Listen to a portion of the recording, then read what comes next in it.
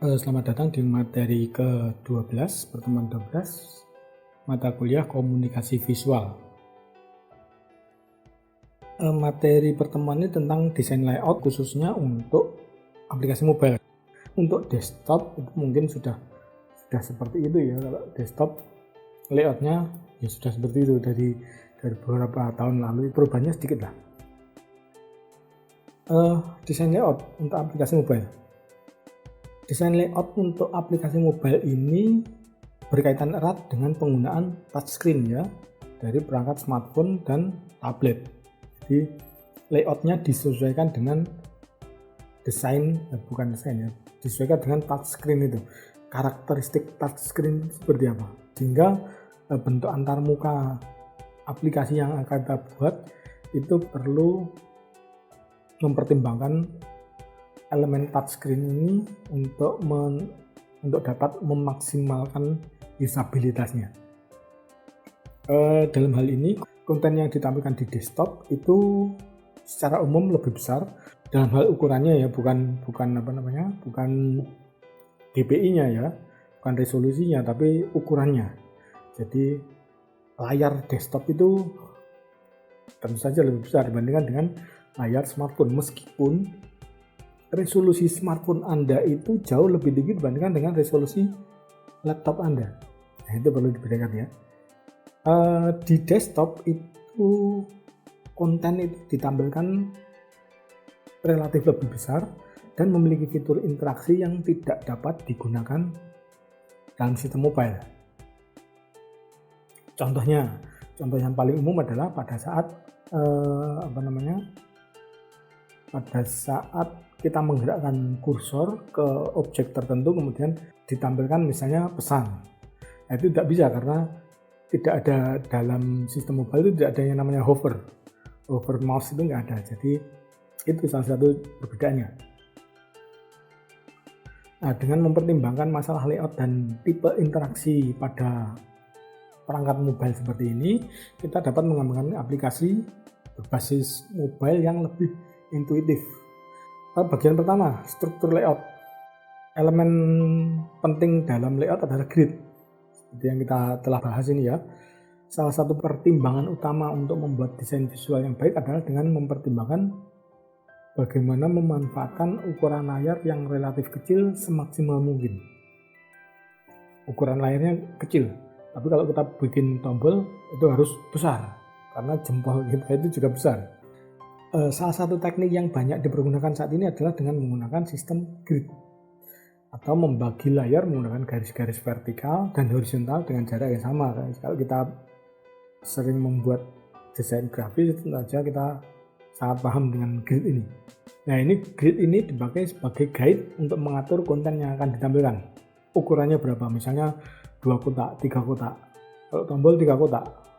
Kalau nggak pakai grid, ada kemungkinan tombol yang pertama meskipun kelihatannya sama dengan tombol kedua, ternyata berbeda. Ada beberapa mili perbedaannya. Kalau pakai grid pasti sama. Itu arti penting dari penggunaan grid. Secara umum semua software pengembangan aplikasi mobile, baik itu yang native ataupun web based, memiliki fitur ini karena tentu saja ini merupakan fitur yang paling dasar ya. Di mana sistem grid ini elemen-elemen visual yang ditampilkan dapat diatur secara lebih efektif. Kalau nggak ada gridnya seperti tadi, kita bikin tombol 1 dan 2, kalau nggak copy paste, kalau kita bikin secara berdiri sendiri kemudian kita ubah ukurannya, itu mungkin akan sangat lambat. Tapi kalau kita bikin grid, akan langsung dapat diketahui ukurannya sama dan secara tampilan juga lebih menarik. Grid ini selain dipakai sebagai penentu ukuran, juga bisa dipakai oleh user untuk menggunakan aplikasi ini. Ini kalau tombol ini seperti ini, sudah tahu. Mungkin kalau Anda bikin tombol yang berbeda, mungkin usernya akan berpikir yang berbeda. Ini kok tombolnya berbeda, ini maksudnya apa? Berikutnya, elemen yang perlu dipertimbangkan adalah ruang untuk scroll dan swipe. Berkaitan dengan scroll dan swipe ini, satu hal yang perlu dipertimbangkan berkaitan dengan aspek ini adalah bahwa penempatan elemen interaktif, misalnya button atau tombol atau link, kalau Anda bikin aplikasi yang menggunakan link,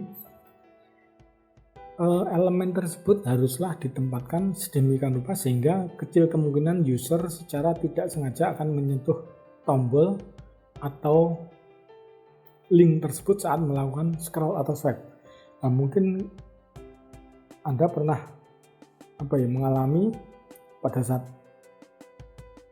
mungkin di sosial media yang ada like-nya, tombol like, itu pada saat Anda ingin melakukan scroll ternyata yang pencet tombol like-nya, karena pas di tombol like itu pas di jalur scroll dari jari kiri kita, jari ibu, jari jempol, jari ibu ya, ibu jari tangan kiri kita. Jadi yang sering main media sosial mungkin pernah mengalami ini, maunya scroll tapi ternyata malah like. Ternyata like-nya konten-konten yang nggak bermanfaat. Terus diketahui temannya, terus malu. Kayak dulu ada anggota DPR ya, nge-like konten yang tidak bagus. Itu mungkin karena dia pada saat maunya scroll ternyata pencet like. Itu contohnya. Kemudian interaksi antar muka perangkat mobile yang menggunakan layar sentuh atau touchscreen juga berarti bahwa desain visual yang kita kembangkan haruslah mendukung proses interaksi, tentu saja ya, karena nggak ada keyboardnya juga di layar, itu proses interaksinya juga sedikit berbeda lah. Dengan kata lain, di sini ukuran dan penempatan elemen interaktif haruslah memperhatikan aspek kemudahan dalam penggunaannya. Contoh paling umum, contoh yang paling menjengkelkan itu mungkin kita pas melihat video klip lucu misalnya dari TikTok atau dari yang lainnya, kemudian ada iklan kemudian tulisan skip ad itu tombolnya kecil banget. Mungkin nggak pernah ya, skip ad ya tulisannya seperti itu. Mungkin kalau ada seperti itu kita akan sangat jengkel karena tulisan skip ad itu dipencet nggak kena karena terlalu kecil. Nah ini untuk elemen interaktif, ukuran dan penempatan elemen interaktif harusnya memperhatikan aspek kemudahan. Harus dicoba dulu. Ini bagus ini. Mungkin pada saat Anda mencoba, Anda pakai tablet atau pakai smartphone ukuran besar, misalnya 6,5 inci besar. Tapi pada saat dijalankan di HP dengan ukuran 4,5 inci atau mungkin 4 inci, udah nggak ada ya 4 inci ya, itu ternyata tombolnya terlalu kecil, jadi sangat sulit dipilih atau diklik atau dipencet. Salah satu aspek penting yang berkaitan dengan elemen interaktif adalah ukuran button. Ini seperti yang kita ketahui, ukuran dan jarak antar button misalnya harusnya sekitar 44 sampai 57 pixel. Ini ketentuan umum. Untuk ukuran layar standar kemudian 88 sampai 114 pixel untuk layar high density. High density dengan resolusi yang tinggi ya, jadi ukurannya berbeda. Jangan kita bikin aplikasi untuk ukuran resolusi tinggi tapi ukuran jarak antar buttonnya itu kita pakai ukuran biasa, nanti nggak cocok nanti. Contohnya seperti ini. Kemudian elemen berikutnya adalah pengelompokan elemen-elemen interaktif. Nah, di sini elemen-elemen interaktif yang saling berkaitan satu sama lain, misalnya beberapa button atau link dari sebuah card, kita bikin elemen interaktif itu dalam sebuah card misalnya ya.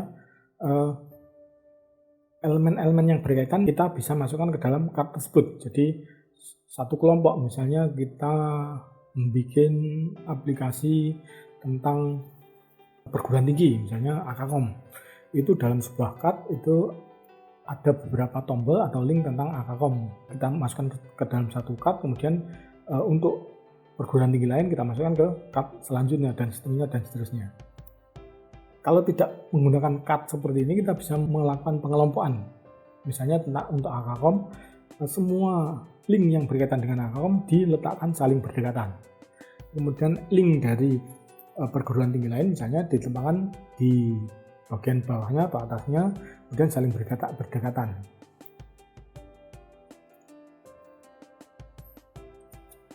Nah, ini selain hal ini bisa memudahkan dalam melakukan transisi dari satu elemen ke elemen lainnya, misalnya menggunakan scroll atau swipe, ini juga mempermudah user dalam memahami bagaimana interaksi antar elemen tersebut karena sudah ada groupingnya. Ini grouping cukup penting. Sekaligus juga bisa mempercepat pemahaman mereka. Sekali lihat desain Anda, ini user sudah tahu ini Akakom, dimasukkan dalam grup 1. Perguruan tinggi kedua dimasukkan ke grup kedua. Ini orang bisa langsung memahami dengan cepat.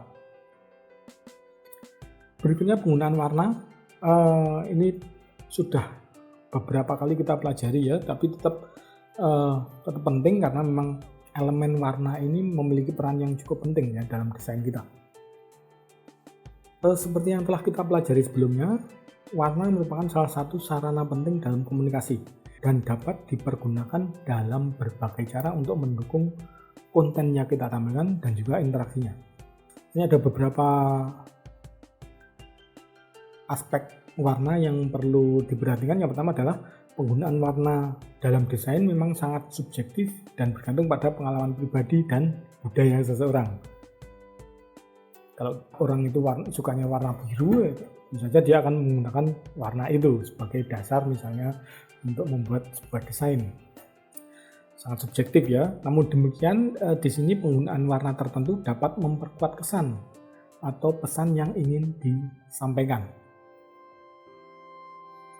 Di sini contoh-contohnya misalnya warna-warna cerah dan tegas, warna-warna misalnya merah dengan latar belakang putih itu sudah mencolok, itu dapat memberikan kesan yang menyenangkan.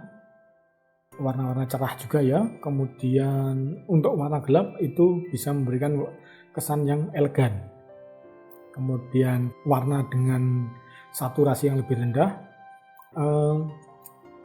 tahu ya saturasi ya, jadi tingkat kepekatan warnanya itu rendah, jadi tidak terlalu berwarna, itu bisa menciptakan kesan vintage. Ini yang perlu diperhatikan.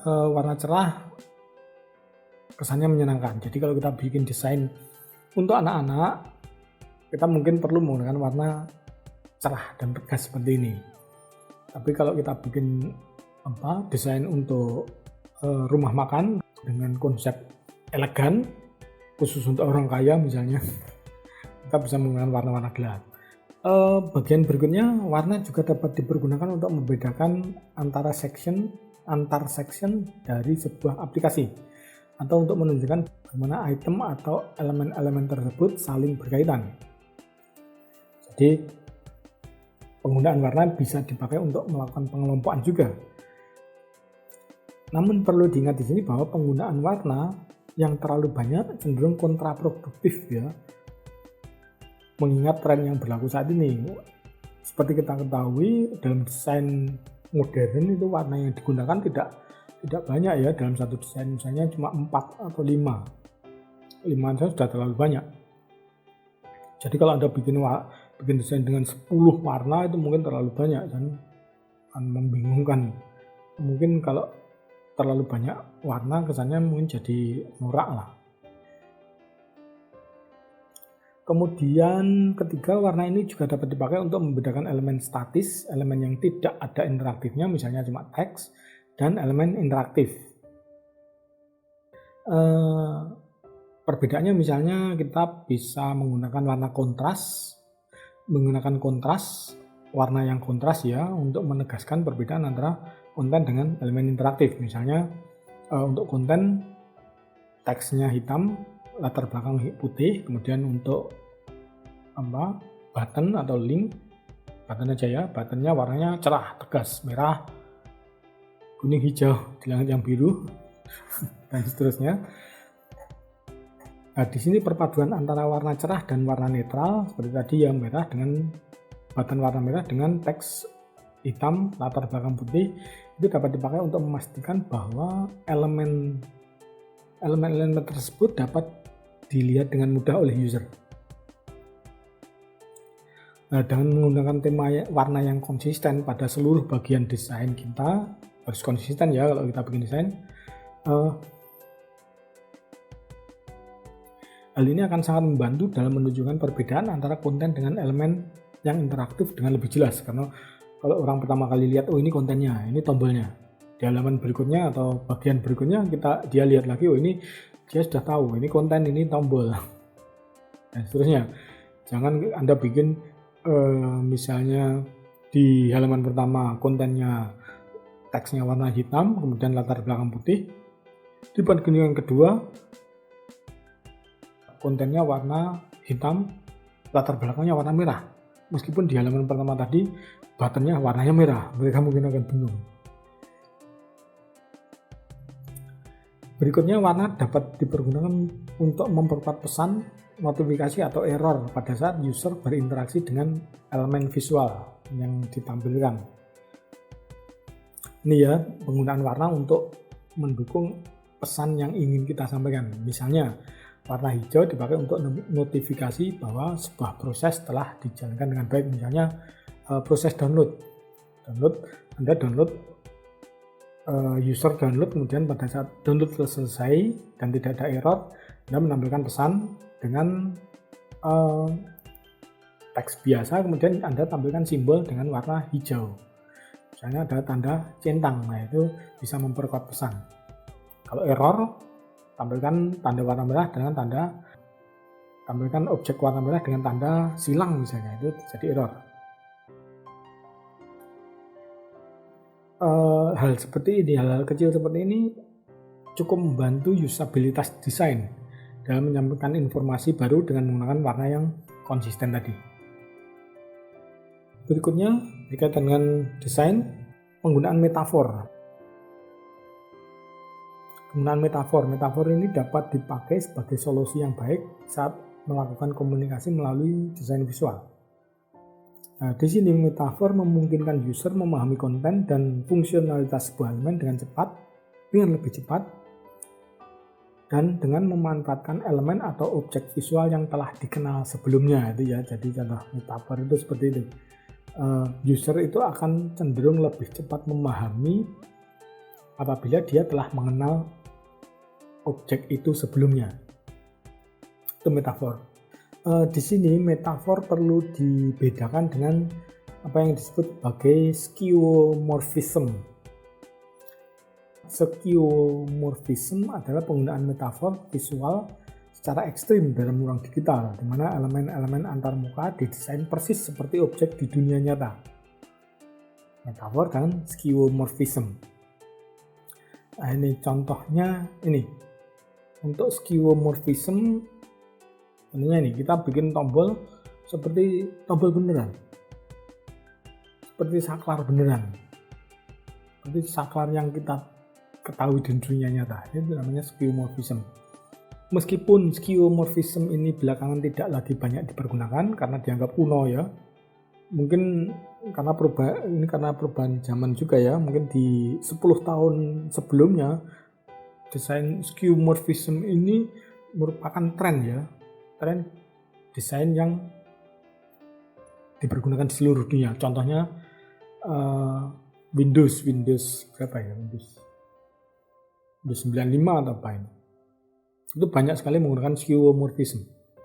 Meskipun sudah banyak ditinggalkan, namun bentuk metafor ini, skeuomorphism ini masih tetap dipergunakan sampai sekarang dalam desain antarmuka. Contohnya ikon atau logo trash can untuk membuang atau untuk menghapus file. Apabila Anda buka komputer, itu ikon untuk trash can-nya masih sama seperti yang dulu. Kemudian juga untuk ikon kamera, untuk membuka kamera di desain modern itu masih bentuk kamera. Kemudian ikon amplop untuk email itu juga contoh dari skeuomorphism. Di sini Ada beberapa cara penggunaan metafor untuk mendukung proses komunikasi visual. Ini contohnya seperti ini. Metafor dapat dimanfaatkan untuk mendukung tema desain. Contohnya aplikasi Flipboard atau Flipbook untuk PC ya. Jadi kalau Anda pernah lihat aplikasi seperti ini, beberapa tahun lalu ini aplikasi cukup populer. Ini aplikasi di mana informasi yang ditampilkan itu dimasukkan seperti dalam sebuah buku. Kita menggeser layar atau menggeser mouse, kalau PC itu kayak membuka halaman buku, namanya flipbook. Itu contoh metafor yang cukup umum. Metafor ini didasarkan pada animasi flip atau membuka buku ya, sebagai bagian integral dari interaksi user. Implementasi animasi flip yang smooth sangat berpengaruh pada keberhasilan aplikasi semacam ini di pasaran. Jadi kalau Anda bikin aplikasi seperti ini, meskipun mungkin sudah ketinggalan zaman, itu usahakan aplikasinya smooth seperti layaknya kita membuka buku beneran. Skeuomorphism sederhana yang diberikan saat mendapatkan button interaktif dapat dipakai sebagai cara yang mudah. Jadi kalau kita khawatir desain misalnya kita bikin tombol baru tapi khawatir mungkin user tidak akan mengenalinya, kita bisa menggunakan skeuomorphism ini, di mana user itu kemungkinan besar sudah pernah melihat objek seperti itu dan mengetahui fungsinya. Namun demikian, kalau Anda tidak mau menggunakan skeuomorphism ini, solusinya mungkin kita bisa menggunakan perbedaan warna untuk elemen statis dan elemen interaktif. Jadi seperti tadi ya, untuk elemen interaktif warnanya dibedakan aja. Kemudian terakhir, penggunaan ikon. Di sini ikon memiliki peran penting dalam desain mobile yang memiliki ruang layar yang terbatas, sehingga desainer harus mampu menyampaikan informasi kompleks tentang aplikasi yang dibuat dengan cepat dalam space yang terbatas. Penggunaan metafor visual yang dijelaskan di atas, misalnya ikon trashcan, webcam, dan email seperti tadi ya, itu berarti bahwa ikon tersebut dapat langsung dipahami tanpa perlu label. Jadi kalau di HP Anda itu ada gambar, ada ikon kamera, tentu saja itu untuk membuka kamera. Jadi kalau Anda menggunakan aplikasi, membuat aplikasi untuk yang menggunakan kamera, Anda bisa langsung menggunakan ikon ini. Tapi apabila ikon yang diinginkan tidak ada, mungkin diperlukan usaha yang lebih besar untuk dapat mewakili aplikasi Anda itu agar dapat terwakili oleh ikon yang Anda gunakan. Mungkin cukup sekian untuk materi komunikasi visual pertemuan ke-12. Sekian dan terima kasih.